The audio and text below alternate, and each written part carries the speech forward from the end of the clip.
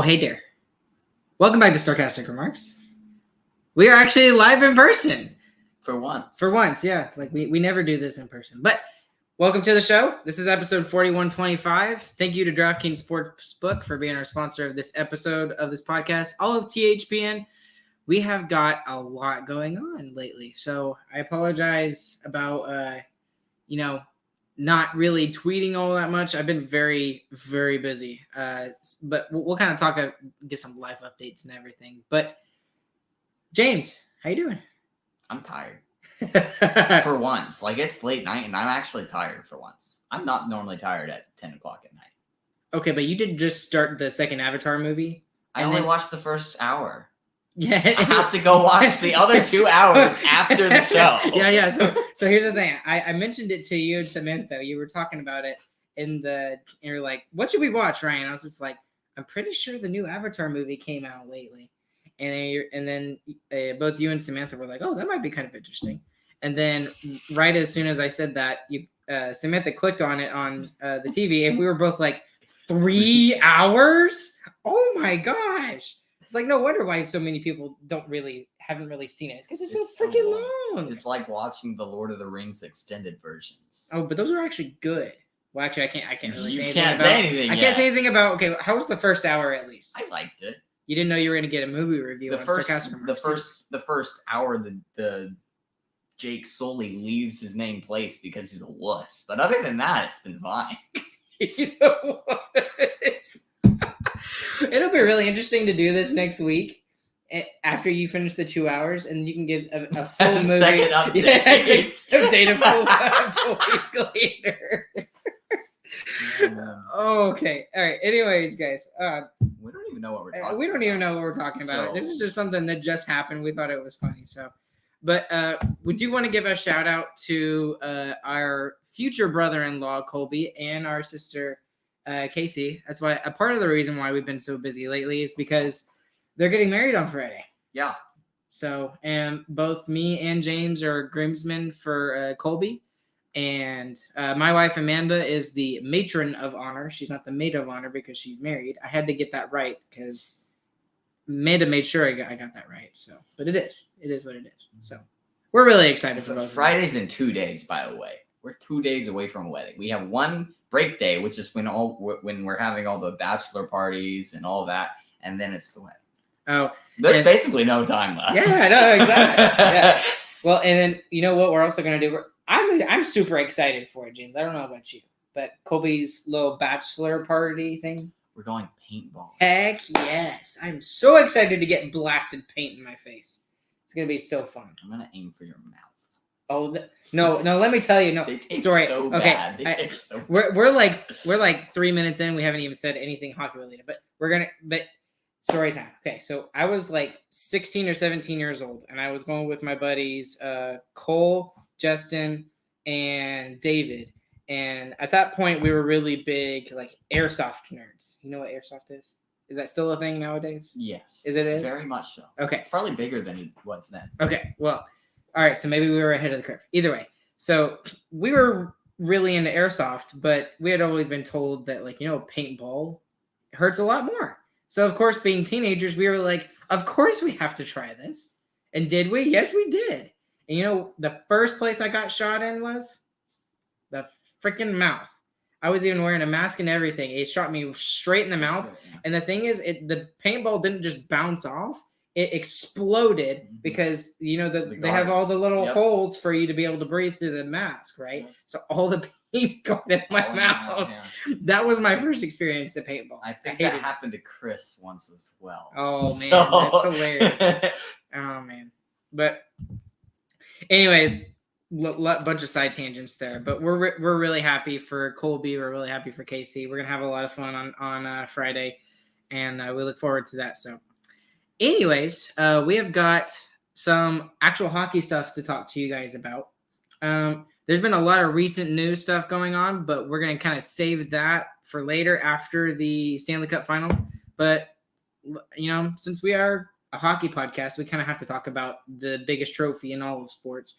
The Vegas Golden Knights, James, look like they're just completely dismounting the Florida Panthers. It's not even close. No, it's a massacre right now. I mean, Bob is off his heater. I think he might have been off his heater in the Carolina series, But that's weird. just based off of Carolina's offense. I mean, you're going from Carolina level offense to now you're fighting the Vegas Golden Knights, who were amazing offensive wise, and they have Mark Stone back, which they didn't have like all year long. So that's a tough, different matchup.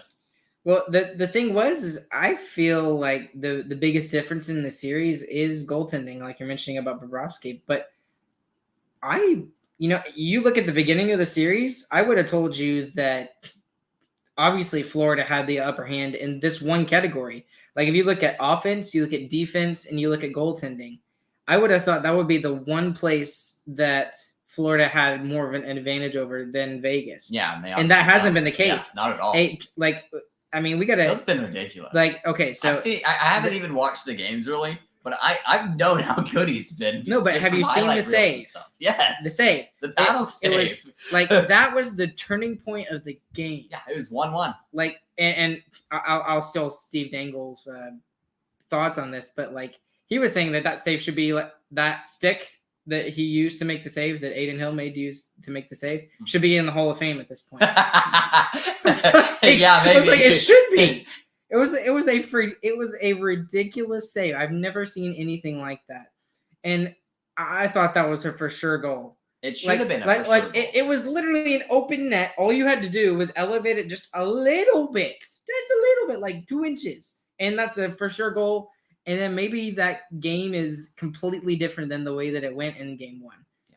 So that's one category that has shocked me. Is Adin Hill has been excellent. I think the Panthers' luck has just dried up. They're gonna have to find a different way to win than just relying on just their top people. They're gonna have to get some depth scoring, and they really haven't gotten that the entire playoffs. So it's going to be a struggle bus for them to even crawl back into this series, in my opinion. Yeah. Some people are already talking about it like it is. Is the series over? Dude, it might be. If you see the same Bob in Florida that you have in Vegas so far, the series done. Yeah. There's no chance are you going to score that much on Adin Hill the way that he is playing right now. Yeah, he's been a decent goalie in his career. He's been an NHL level goalie, but he is playing out of his freaking mind right now. The dude was traded for a 4th round pick. I know. So 1/4, nothing else. There was nothing else in the deal. So one of the videos I watched today, because I always watch the Hockey Guys videos, he talked about all of the goaltending tandems in the NHL right now. So he went through all 32 teams. It's really interesting. You should go and watch it if you haven't. But you got to look at Vegas. It's ridiculous. Okay, so they've got everyone forgets about Robin Lehner. Yeah, he's still there. He's still there. He might not be next season, but he might not be a Vegas Golden Knight. But then you still have Logan Thompson, who's not even making $1 million. Yeah, that's insane. You've got Laurent Brossoit, who is a NHL level backup at the very least. Adin Hill. Which I think he's just on a heater right now. Yeah, he's on a. He's not going to have anything like this again, in my opinion. I don't think so either, but you don't really know. He really hasn't played a ton in the NHL yet. Isn't he 30 something? I don't think so. Isn't he still in his 20s? I think so. Look that up. Yeah, you keep talking. Look at that. And then on top of that, you've got all 4 of those goalies, and then not to mention freaking Jonathan Quick. Come on! It's almost like they decided okay, we've lost 3 goals. We've already lost 2 goalies, and Logan Thompson and Robin Lehner. We're just gonna have all of the. Oh, he is 27. Okay, 27. He's 100. He's in his prime. He's in his prime. Yeah, 101 career games. I mean, he should be breaking into the league right about now, and he is, and he's playing really well. Playing ridiculous. Well, anyways, what I was saying was, it's almost like they just decided, okay, this is happening. We're just gonna own every single goalie in the NHL going into the playoff. Well, I mean, into the playoffs was supposed to be a big problem for them. I mean, we talked about this in the season preview for them. It's like they have Logan Thompson and who else? Right. And we all said who else? And apparently they have 3 more. Maybe they have 12 more. I don't know. I know, it's ridiculous. And the thing is they're going to, I mean, I don't see the Panthers winning. I don't. I don't either. I really gave them a shot based off of how Matthew Tkachuk played. We'll talk about him in a second. Based off how Matthew Tkachuk played, especially in the last series in the Eastern Conference Final. But I just don't see it at this point. I mean, Vegas is just manhandling them. Oh yeah, like even more so than they did the Stars. So, let's talk about Matthew Tkachuk for a second. So, it's amazing how quickly a storyline can change in the playoffs with two games. Mm-hmm. So Matthew Tkachuk was everywhere. Like there's questions. Oh, he's the next face of the NHL.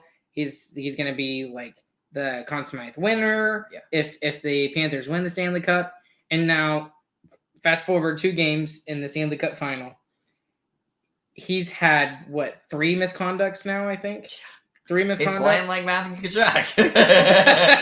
But that's the dude I know. But like, is it a good thing though? Is it a good thing that he's playing like that, or is it a bad thing? No, it's a very bad thing. I mean, you take Tkachuk out of the equation, and who are you defending now? Yeah, I mean, he has really been that big of a difference maker for the Panthers. But he scored 3 of their game winners last series, right? Yeah, but they only played 4 games. Yes, they only played 4 games. But the thing is he's got to cut the crap, man. Oh yeah. Like I really feel like there's got to be an edge to his game. I mean, Jamie Benn is very good at this, in my opinion. He is hated across the NHL. He's viewed as a dirty player because he does all these stupid little antics like slosh water bottles at people and water. Which I think is hilarious. Funny. I think it's funny, but we're also a little bit biased because he's a Dallas Star. But Matthew Tkachuk, I feel like, is someone very similar to Jamie Benn. Yes. But he just hasn't quite found, and maybe it's just because it's the playoffs and the refs know that he's doing it purposely to try and get under Vegas' skin. He hasn't succeeded at all. No. But I feel like the problem is he should have learned from that watching the Dallas series. Yeah, because Dallas tried it and they did not do it. It didn't work at all. It didn't work with him at all. So. But he's got to find that line. Matthew Tkachuk has got to find that line, I feel like. And he maybe it's too little too late and there's only 2 games left in the series and that's it. I don't think so. I think there's probably at least 3 more games, maybe 4. But I still feel like he's got to find that line just like Jamie Benn has found that line. Well, Jamie Benn didn't find that line in the Vegas series either. That's very true. And he screwed over his team in that series. So, I don't know. For some reason, I feel like they are very similar situations, but also very different. I mean, that's your most important player doing the stupidest thing possible. Yes, that is very true. All right, so what's your prediction for the rest of the series?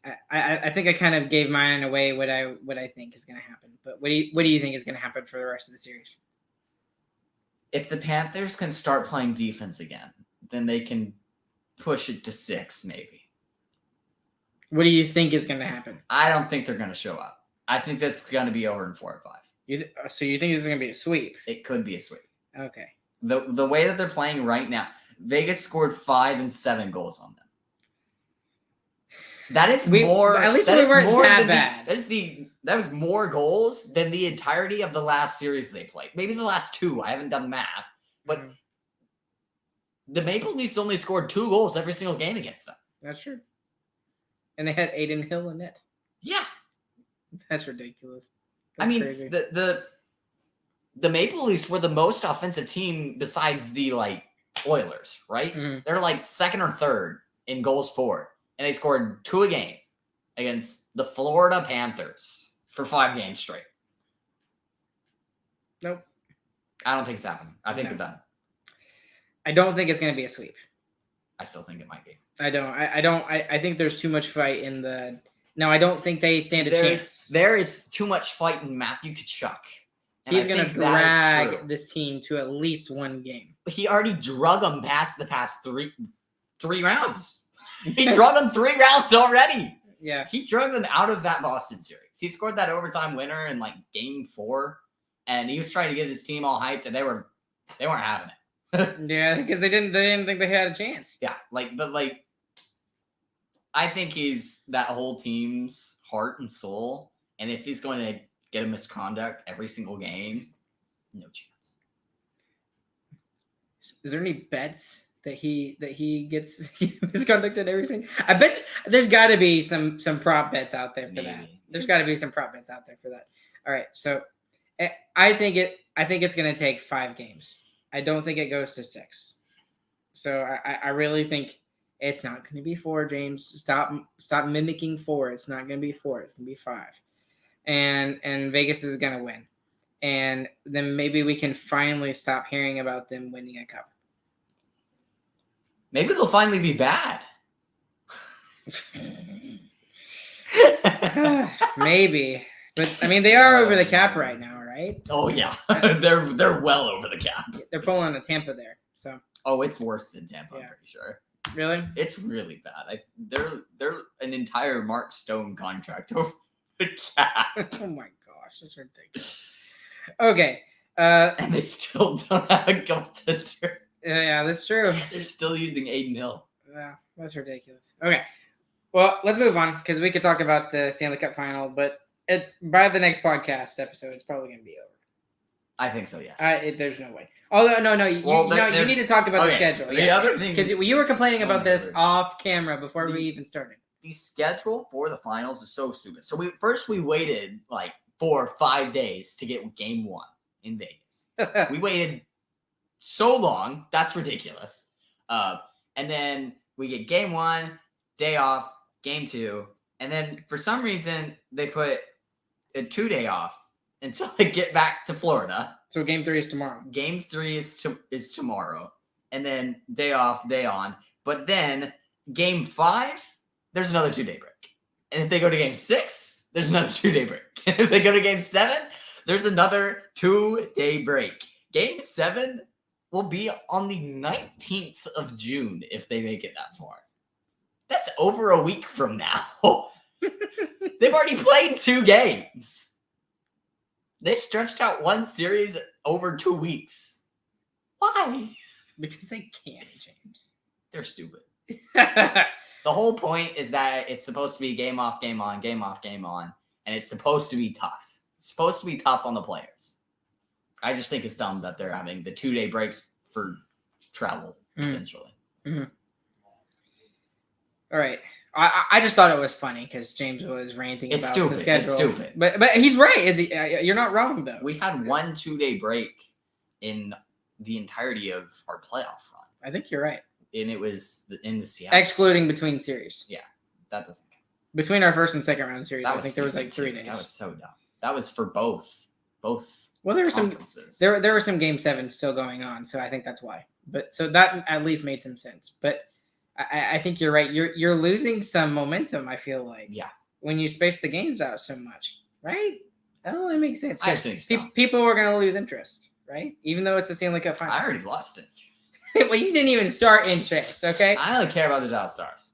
I'll look at the scores. I care about the scores. I care who wins. I don't really care to watch the games. I watched game 1, and game 1 I actually thought was a lot of fun. I thought it was a good game overall. Until the Golden Knights blew them out. But even then, it wasn't a blowout. It was 5-2. But it really wasn't. Like it was 2-2 going into the third period. Yeah, and then It was and honestly, the way that it started, it was really strange. It literally flip-flopped as the game went on. So Florida was the better team to start off with, and they should have had a lead going into the first intermission. And then Vegas was the team that was struggling. And then, like, literally as the game went on, it literally flip-flopped to the fact that in the third period, it was just all Vegas. It was all Vegas. They were doing anything and everything they could to make sure that Florida did not get any chances to the net. So I really think that they don't stand a chance. So we're kind of circling here. Okay, let's move on though. All right. So what we're gonna do is we kind of started doing like the ratings, right? a report card. Yeah, report card. A report card. Yeah. We're stealing it from some other people. I But don't know what you're talking about. yeah. But This is original idea. yeah, it's totally original. It's not like every other person is doing this in the world right now. But anyways, and we kind of talked a lot of the bigger We're players. talking about all the main roster players. So, but you had an idea that you wanted to go back and you kind of wanted to go do. Yeah, I wanted to go over our trade line acquisitions because we didn't talk about Domi or Dodonov, and we didn't talk about any of the Late A- season, AHL yeah. or even like the AHL people who just came in and subbed for like a few games. Yeah. I mean, So that's so- just- and we'll talk about Harley as well, and we'll also well, I guess we can talk about Garyanov. We should talk about Yeah. Garyanov too. that's what I was gonna do first. So yeah, so all right, so let's just go ahead and start with it. So Dennis Garyanov. Denis Gurianov. He played 43 games. He had 2 goals, 7 assists for 9 points. And we traded him away for Evgeny Dodonov. And when the trade was made, what did everybody say? I was kind of like indifferent about it. It's like, well, Gurianov isn't doing anything anyway. But everyone hated the trade, even though we weren't going to re-sign Gurianov if it came to it. Right, and that was the thing. And then everybody especially in Montreal, did not know better. No, they liked the trade. They were like, "Oh, this is a fleece." Yeah, it was like, we got the young guy, and I was I'm just like, dude, do you know who the young guy is? yeah, it's like you have not been paying attention. He hasn't. He scored 20 goals once, and since then he's barely gotten back to 10 a couple of times. Yes, and he's a first round pick. He's a first round pick.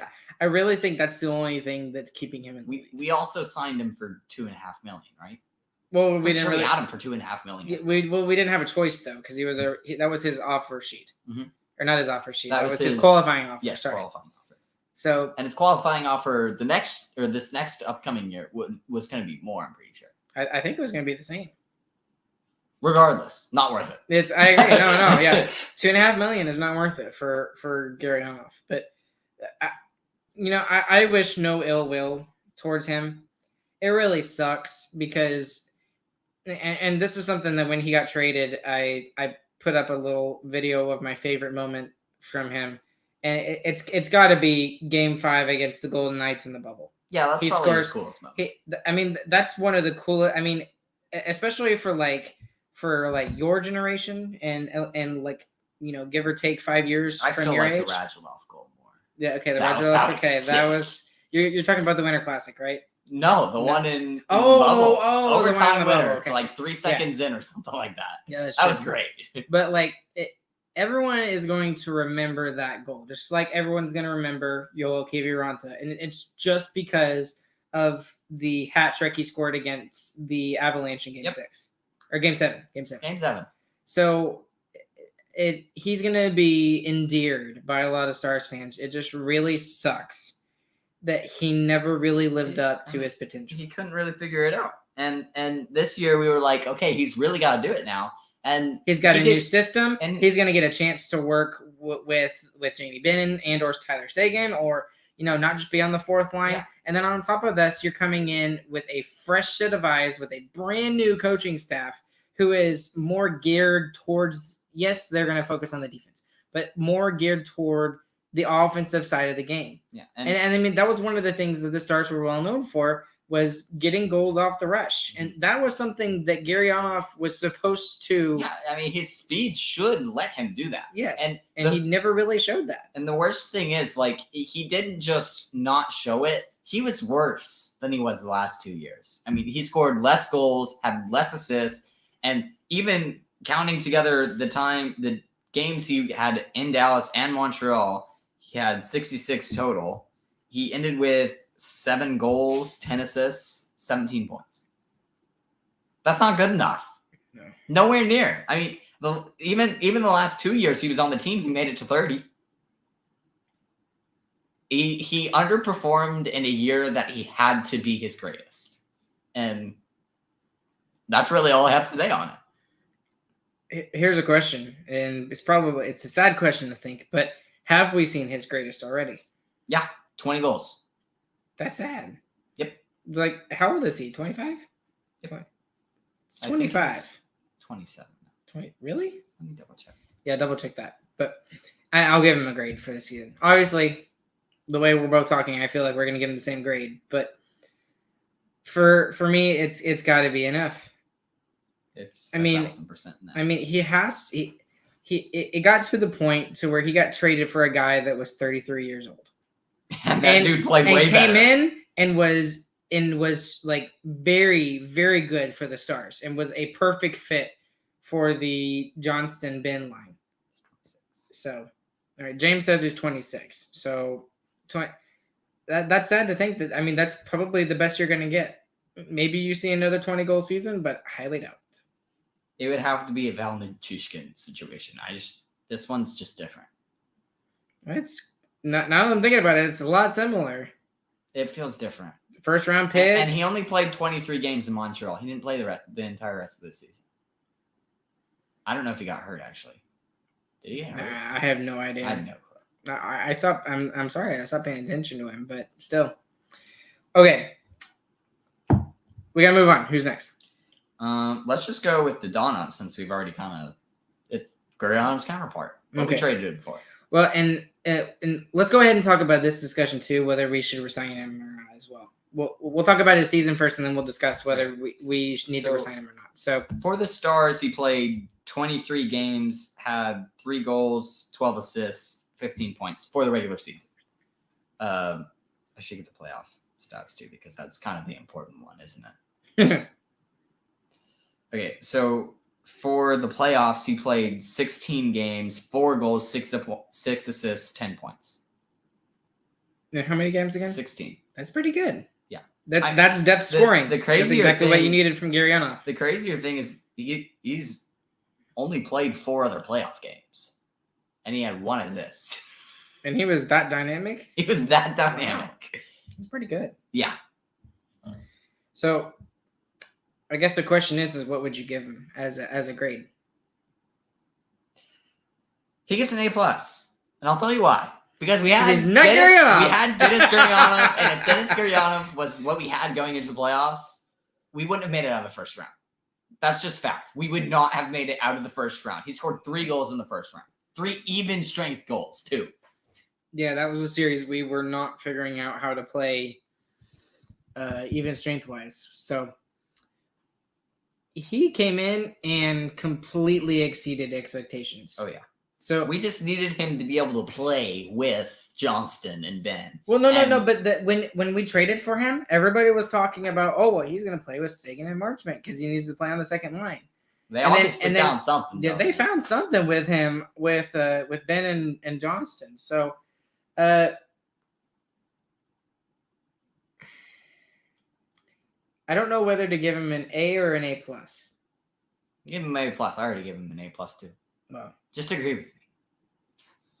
But you're wrong. I'm always right. You're always wrong. Just like the Panthers are getting swept. You might be right about that, though. It might be true. I'm just gonna give him an A because Boo. No, Boo. shut up.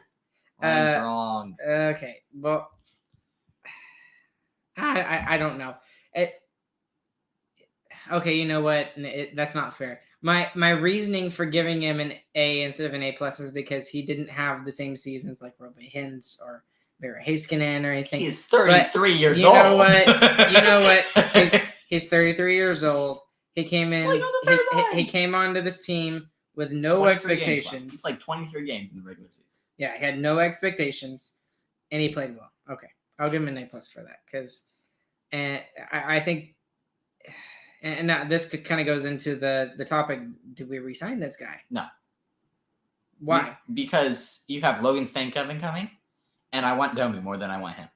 Really? Okay. So much more. Okay. All right. So speaking of, yeah.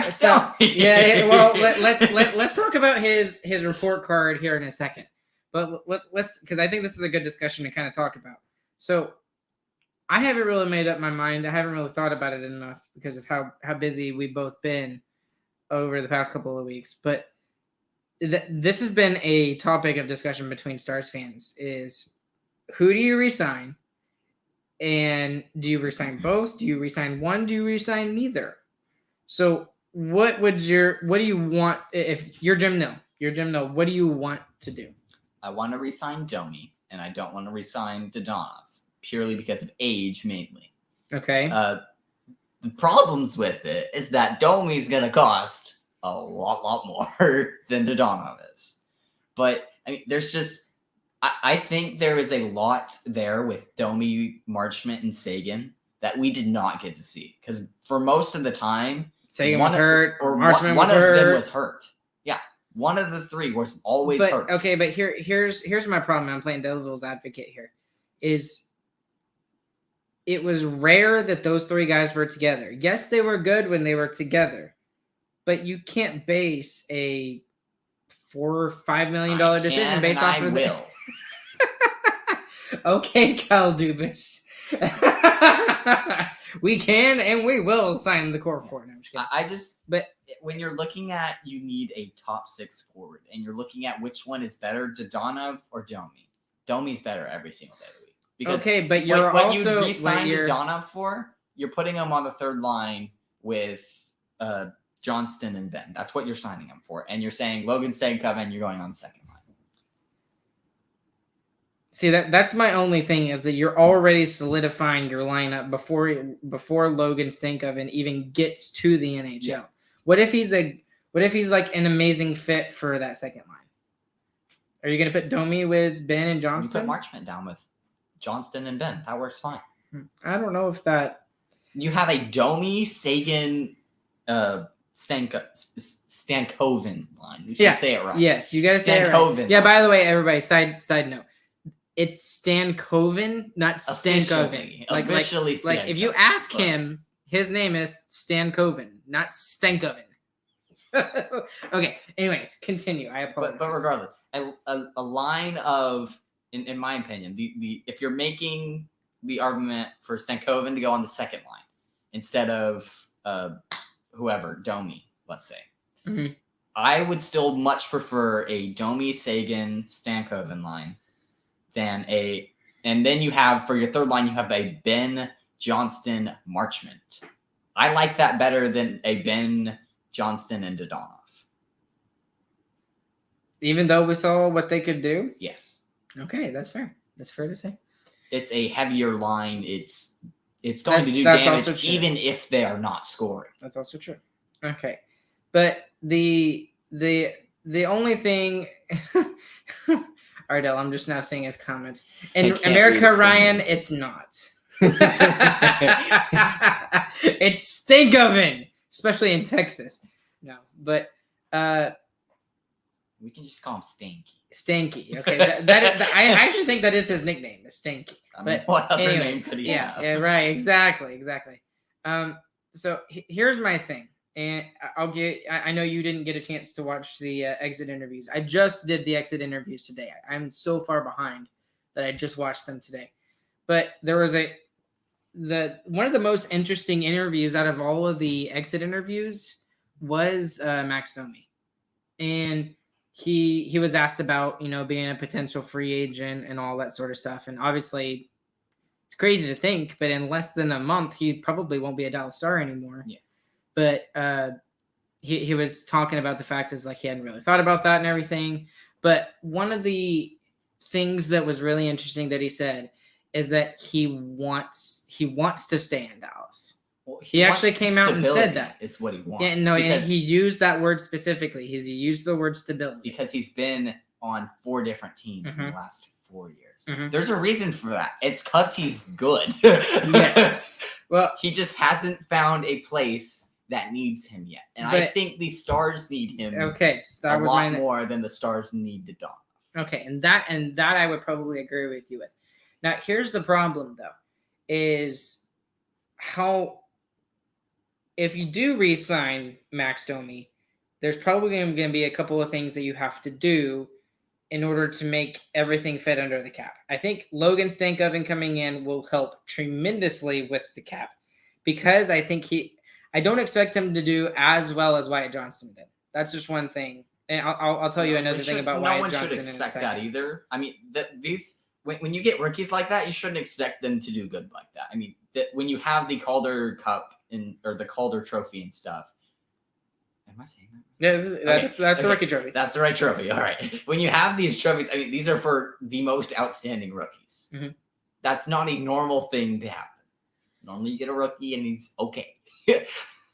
Just kind of Just okay. Yeah. You are. But the thing is how much is it going to cost? I think it's going to Because cost a lot. Okay, At because least here's the 6. thing. Here's the thing. What I think it's going to take, and I think what would be perfect for the Stars is like a 3 to 4 year deal. So, and honestly, I'm thinking somewhere similar around what Marchment makes. Yes.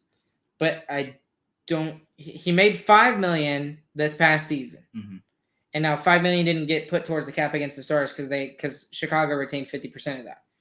But I really think what's going to come down to is he willing to take a little bit of a pay cut in order to stay on a contending team? Because I fully agree with you. You're convincing me. This is where I think we might get him. You know, Nil likes his little no trade movement clauses. Oh gosh. And that's exactly what Domi wants. And I think he's been around 4 different teams past 4 or 5 years. If we say like, here's no trade movement clause. I mean, I know we kind of hate those because we have Ben on one, we have Sagan on one, but this is why we have these players here and why they're locked up for so long. Faksa, I think, has one too, actually. Faksa has a modified one, which I think it's not everyone, but regardless. He still has a no trade clause of some form, yeah. And I really think if that's what he wants and he wants it guaranteed, that could cut his price down some. Because I think what's going to happen is if the Stars offer him like a 2-year deal, it's going to have to be $5+ million. He's not taking a 2-year deal, and that's where I think it's going to take go a 4 or 5. It's going to at least be a 4-year deal, at least bare minimum. And I think there's going to be a no trade clause on there somewhere. If he signs in Dallas, maybe a no. I think anywhere. Really? I think anywhere he signs, he's going to want a no movement clause. I don't think he wants to keep bouncing around like that. But that's I think what's going to diminish his value to other teams is the fact that he has jumped around so much. I mean, I think he's been in Carolina. But he's been the thing is he's been spectacular in every single place he's gone. That's what stands out to me. I think he's been in Carolina, very good. In Carolina, he was not very team good. For 1 year. That's a hard thing to do. He was good for Chicago because Chicago had nobody else, and he was playing with Patrick Kane. And then with the Stars, he was asked to play a lesser role, and I think he played very well. I agree with you, but what I really need to do is I really need to sit down and I really need to see, okay, how is he going to fit under the cap? Yeah. Because if he thinks he's worth more than $5 million, there's not a chance in the world.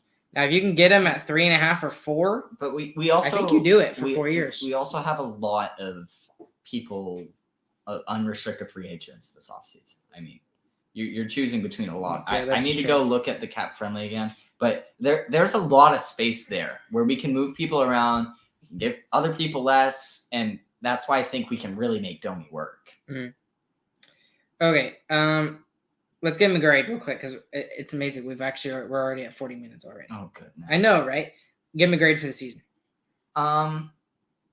His regular season was kind of like but that's also because Sagan and Marchment wasn't there the whole time, and Sagan wasn't there for the first or after the first games, like the next 5 games.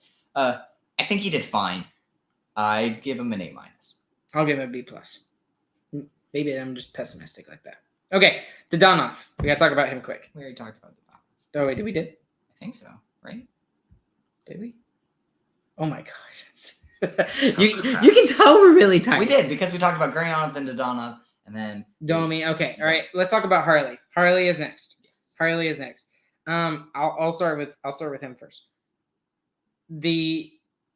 I'm just gonna flat out say he deserves an A+ for the way that he came in, and mostly because he played a significant role for the Stars, And I think he's going to be extremely important moving forward in the decisions that Jim Nill makes. And because of how well he played in the playoffs and the final 10 games of the regular season, or the final 6, whatever it was, final 6 of the regular season, that I feel like you can base his performance off of the moves that Jim Nill makes moving forward. I know I made an argument against that with Domi and with Sagan and Marchment, but we've seen the difference in Thomas Harley's game between when he first started coming into the NHL, like for example in the bubble. He played a game in the bubble and it was really rough. But then we saw him last year and he struggled. He was very hesitant and he was not dominating play. He comes back this year and gets called up when we really need him to, and he was lights out. Yeah. And I don't think that he was like absolutely spectacular in the regular season. He was hesitant to go for offense in the regular season, and you could see that. But his defense was just so good and so solid that he instantly earned his spot on the lineup. And then he never went out. No, I mean he never went out. He played ridiculous in the playoffs. I mean, he had 1 goal, 8 assists, 9 points. That's pretty good. Bottom pairing. He was playing on the bottom pairing for most of that. Mm-hmm. That's kind of ridiculous for someone. I mean, he'd only ever played, like you said, 1 other playoff game. This is his first playoff experience.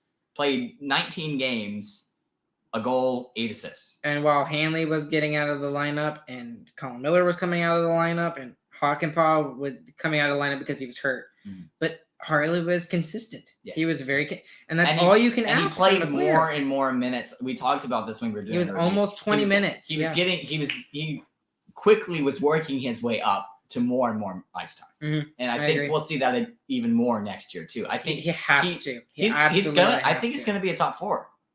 No, I don't. I agree with you. I 100% agree with you. In order for this team to continue making the next step, he has got to step up. So. Great. Small sample size, but for what we got from him, that's ridiculous. I want to give him an S, honestly. I'm going to give him an S. I'm not going to give him a normal S, but a normal S. A normal S. Not even an S minus though. A normal S for what we were expecting from him and what he gave to us. It was kind of ridiculous. I'll give him an A. I'll definitely give him an A. No, I'll give him an A+. I'll give him an A+ for that. So he came in really strong for the Stars. Okay. Is there anybody else that we forgot? If we just want to talk about some of the AHL guys who played just like a couple of games, we can talk about. We can talk about Hanley. We can talk about Olofsson. Olofsson played a lot actually. He played 28 games, 1 goal, 3 assists, 4 points. Most of it on the 4th line. Okay. I hope they keep Olofsson. Yeah, We'll see where a lot of these AHL players. So let's talk about this. Let's talk about this real quick. I don't think we should really grade them because we didn't really see enough of them. So maybe Olofsson's the only one you could grade, but really he played 4th line minutes, very limited, and I honestly didn't notice him that much. Which for 4th line, great. That's what you don't want to be noticed, right? Okay, but let me ask you this: I still hope. Well, we've still got Fox. That Fox is still going to be around. I think that's important for the 4th line. I still think the Stars should re-sign Glendening. I want them to. I just don't know if they will or not. Okay, but for this argument, let's just say that he does get re-signed. Part of the problem with it, though, is that you're gonna have. I mean, Stan Coven is gonna come in. He's not gonna play on the 4th line. No chance, and that's the problem. If you re-sign Glendening, you have Dellandrea to have there too. So are you saying your 4th line is Faksa, Glendening, and Dellandrea? I think he would be a good 13th forward. That was my argument. And when he came in the conference finals, he played very well. He's not going to want to be a 13th forward. I think at this point in his career, I think he wouldn't mind that. He can. I think he could go to another team and be his own 4th line center and be ridiculously good. Well, maybe that's true. I think the main problem is he's too good for us to keep as a 4th liner with all these other young players coming in too that could just push him out of the lineup all day. Yeah, and that's for a whole nother podcast. We'll talk about that later. But your argument though, yeah, re-signing Glendening. Re-signing Glendening that line of Foxa, Glendening, and Olofsson was so much fun to watch. Yeah. And then when the Stars were down 3-0, Olofsson was one of the bright spots in Game 4 and in Game 5. And he did play really well. I know it's. I'm not saying it's a coincidence. It's because that's why the Stars lost in Game 6. But the 2 games that he was in the conference finals, the Stars won. And we mentioned this on both the AGR for Game 4 and Game 5 that he looked good. He looked fantastic. Yeah. It's a big problem though, because I mean we saw it we saw it with Kiwi too. We brought Kiwi in that playoff run, and he played really, really well. But in the regular season, if you don't see it, is it really worth keeping him there for the whole season just to play him in the playoffs? That's fair. That's most of the time the answer is no. No. Okay. All right.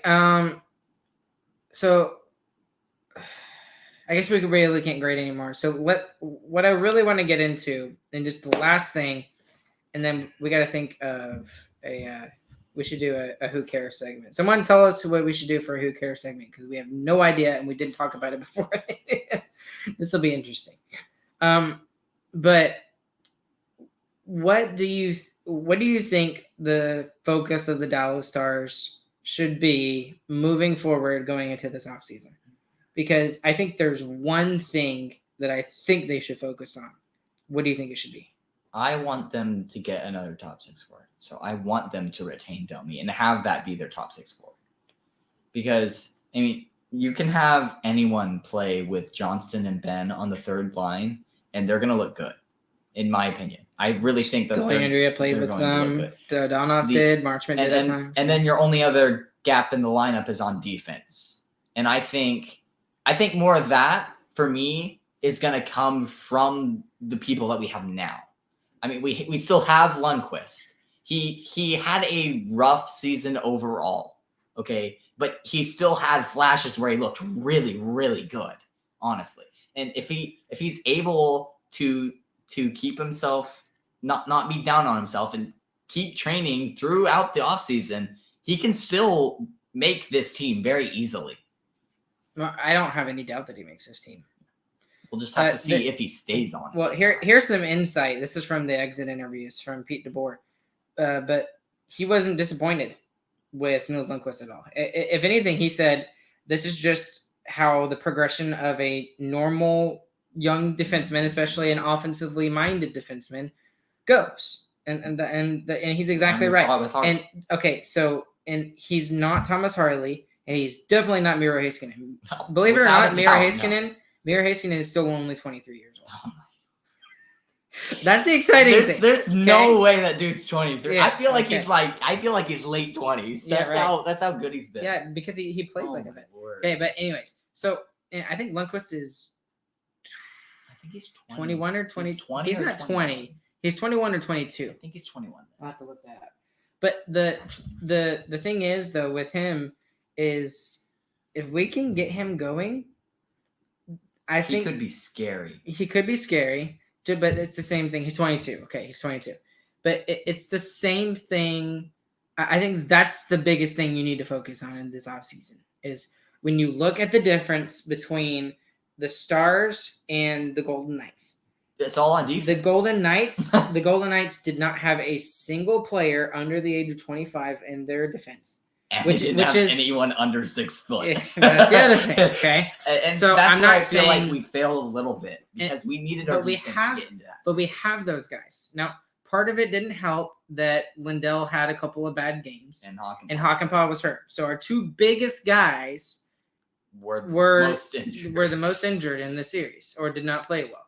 So what I'm thinking and what this does, I think you need to buy Ryan Suter out. I don't think so. I think you need to buy Ryan Suter out. You cannot go into the playoffs again with the same group of defense. But I think what's going to happen. Here's what I want to happen. We are one defenseman away, in my opinion. I don't know who it is, but maybe we should ask Josh Sanders about this because he believes strongly in this, as do I. But I think the Stars are one big defenseman away from someone to play with Miro Heiskanen. It's hard. Again, No, Harley. It's no, Harley. No. Yes. No. Yes. No. I think it's Harley. Harley is a big defenseman. He was working more and more up into minutes throughout the playoffs. I mean, he already made it to 19, and we saw him playing with Heiskanen, taking shifts with Heiskanen in the last couple of games. I really think it's there. You literally flip-flop Suter Harley, and your defense line starts to look insane. But it really still depends. Gonna make problem. But it He really made two depends on mistakes. how well Harley is able to play in that elevated role. That's what it comes to me. So you don't think the Stars need to go out and look for? I know you want them to focus on Domi, which I agree with you in that aspect. But I still think they need one more higher level defenseman than what they have right now. I do not think you can go into the playoffs again next year with the same group. I don't think it's going. I think you have to change something. I think you're going to get a lot of young players in this lineup more. Even mainly, I'm thinking more fourth line and other depth players. I mean, you look at the players that we brought talking in, about Olofsson defense, and stuff. I'm talking about defense. I don't like. I agree with you with the forwards. The forwards are fine. I think they will. The forwards will take care of themselves. Whether we re-sign Kiwi Raanta, that's not the big deal. We've got plenty of players to fill out those holes. Mm-hmm. The defense is the problem for the Dallas Stars. It's the D-core, and it's not the defensive game overall. It's not. Okay? I just don't think that you're going to be able to sign a top 4 defenseman like you want for a price that is going to be worth it. I mean, we already have Hakanpää signed for at least another year, I'm pretty sure. I think this is his last year. Yeah, and then we have Lindell still signed. You have Heiskanen still signed. I don't think that's the problem that I'm running into. I don't think Suter has played bad enough to warrant him getting bought out. I mean, he played on the top unit pretty much the whole year. Yes, majority of the year he played with Miro Heiskanen. Well, Miro had all through the playoffs he played with Miro Heiskanen. But again, the problem is that we talked about this last year. Someone has to play with Miro Heiskanen. Maybe Harley is the answer. I don't know. I hope not, because then you're not you have to rely on Miro to play more defensively. Here's my problem though. You're not gonna find someone to play with Miro Heiskanen who you're going to be able to pay. That's not gonna happen. You don't think we have the cap space. You don't have the money to pay for someone who can play. That's why I'm saying you have to buy out Ryan Suter. I just don't think that's a good idea. I think it would be a good idea to buy Ryan Suter out in order to find a replacement for I think you just want to side pair with the Suter haters. No, I don't. You got to find some cap space somewhere, and I don't believe you can go with the same D core going into the playoffs next year. Assuming the Stars even make the playoffs next year. Right? We're just assuming, because I think we're still going to have a really good team next year. Yeah. But I don't believe you. And the problem with the Stars is on the defense. You were sort of kind of mentioning it. They've got too many people and not enough spaces. Yeah, it's like Miller is an NHL level defenseman, but we have too many of those bottom pairing guys. Yeah, we have too many of them. I think that our main problem is that we really didn't have a bottom pairing. I mean, you had to play Hanley or you had to play Miller. Regardless, you had to play one of them, and neither of them were really playable. They both multiple times got exposed majorly. Miller's so bad that we stopped playing him. And Hanley was getting in at the end over Miller. That's true. Every single time. So I don't think that I really think that we're gonna need one of Harley or Lundqvist to fight into the top 4 and into maybe that top pairing spot. But I just don't think you're going to find someone in the offseason to play with Miro Heiskanen. But I don't think that's a thing you're going. That is a lot. You're not going to have a player just be like, "Hey, I want to play with Miro Heiskanen, and I don't want any money." Well, you might be right, but the expectation that Harley is going to be able to go and do that's a lot to put on Thomas Harley. I think he's ready for it now, though. He played the entire playoffs, and he played like a beast. And he got more and more minutes throughout, like we've been saying. What if that doesn't work though? We don't have a plan B. Then you go trade for someone, or But then it's too late. No, It might it's be not. too late. potato. But I'm just afraid that all of the options that are out there right now are obviously not going to be there when the season starts, or even a I month just into don't the think there's season. very good options out there now either. You don't think there's any good options? There's at all, this period? this free agency is not a very good free agency. I will agree with you on defense and forwards. I think it's going to be really interesting for goaltending. goalies. It's going to So be weird. really interesting for goalies. We'll get into that later. But we're already up at a minute, or a minute. Oh my gosh, an hour, and we even talked about doing it shorter, and we didn't even do this on purpose. Okay, do we want to do who cares? We'll save them for another time. It's more fun when there's 3 people and we can both dogpile on you. Yeah, it's always more fun when y'all do that. So we'll save it. We'll actually be ready for y'all next time. Sorry, we're getting really tired. It has been a long couple of weeks, James. Yeah, it's been a long couple of weeks. So, anyways, I guess the real question of all of this is, will Harley be ready? That's my question. Yeah. It's got a long time to be answered. Yeah, I know that sucks. We have to wait till. I mean, you Late really have to wait for a October. full year, Yeah. right? To really figure know. that out. Yeah, I feel like we'll know in the first month of the season. I think you need a bigger sample size. We'll see. We'll see. Okay. When is Chris gonna be back? This is the second week of Chris Third. being gone. It's the third week of Chris being gone. I think he's halfway through, right? I thought it was only the second week, but apparently it's the third week. So, I'm telling you, time is flying by. so at least 2 more episodes without him, maybe 3. We'll Yep. see. And so what I really would like to know from you guys who are listening right now, and seriously, please consider reaching out, DM us on Twitter, Instagram, Facebook, whatever. What do you guys want to see us do this offseason? Because I have some plans of what I'd like to do, but I'd also like to know, like, who would you like to see us talk to? Or, interview or stuff like that. What do you want us to do more of these Who Cares segment episodes like we've done in the past and just have fun and just talk about useless junk and the top 3. Literally junk water really, bottles. really. Soap dispensers.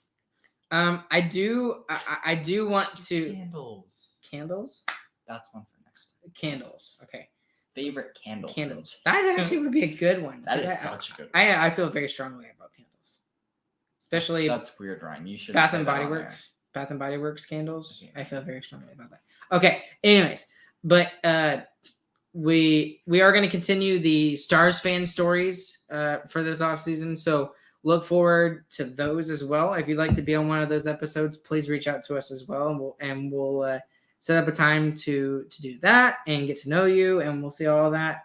But we have got some really exciting news coming up in the next couple of weeks. James, Y'all are going to be knows. really happy about it. You will be very excited for this. I promise you. It's very, very hype. Yes, but I just, it's not fully nailed down yet. It's probably going to be done next week sometime. And I also didn't talk to this person. That gives you an idea about, releasing that. It's a person. There's There's your hint. There's your hint. That I didn't discuss it with him or ask him if it's okay. So And it's a he. and it is a he. So that narrows That's it your down to 2 50% hints. of the world. I don't know. I don't know what the percentage of women in 49%. Who knows? Not me. I don't. Okay, we're tired. We're gonna get out of here, guys. All right. Well, thank you guys as always for hanging out with us and listening to us talk about wedding stuff and getting shot in the face with paintballs and a little bit of hockey in between. Yeah. All right. But as always, guys, we appreciate y'all. There's 10 people actually listening to us right now.